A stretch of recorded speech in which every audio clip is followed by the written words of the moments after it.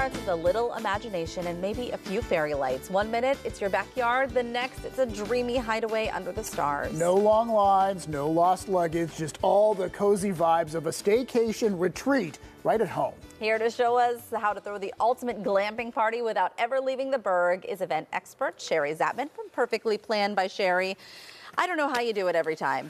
We walk into the studio, we see all this, and we're like, oh my gosh, she's outdone herself again. Yeah, well, it's beautiful. I'm glad you love it, and we're going to start kind of with our frame. Okay. So, because I think those are a big statement pieces. It sets for the this tone. Table. Yeah. Right. So the idea is actually to sort of mimic tenting. You know, if you were camping or glamping. Sure.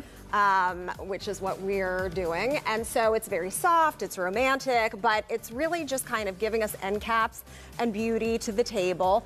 And actually, if we could run a piece across the top and really enclose it or cover it completely. But it's, you know, it would be pretty for a wedding too. Yeah, absolutely. Multi-use. What are you using to keep it in place? So this is PVC piping. So it's had a lot of layers. So I build with PVC piping, and then I add fabric and duct tape, and so you know, you don't want to see what's under it, but the end result is beautiful. That's beautiful. And what's the fabric? It's a sheer fabric, semi-sheer fabric, and then I looks tied luxe with ribbons. So we wanted to make it a little bit glamorous. And then we also see the fairy lights with some twinkle lights hanging from these poles too. Yeah. So remember when you were a kid and you'd run around in your backyard and catch fireflies? Sure. With jars. So it's really to mimic that, but in a very elegant, glamorous way. And actually what I think is so interesting about this piece is the base, because this is being anchored by a rock. But it's not a rock. Well, I wanted to ask because it looks very much like a rock. Right, and what is very interesting about it is I molded clay to look like a rock, which is actually very easy to do. You can't really go wrong making a rock. And then there's a spray paint that gives you texture. So it gives you sort of this pebbled texture feel. So it actually, you know, when you get close and you touch it, it looks really It feels like a rock. Yeah, it does feel like a rock. I mean, only the weight would tell me it's not a rock. Exactly, and I anchored it to a wooden base. Yeah, awesome. All right, so what do you want to talk about next? Okay, right here? so these I call indoor s'mores because this is tabletop, and you can actually do it inside, outside, but these little sterno pieces right here. So this comes off, but this is the covering, and then you would light it up.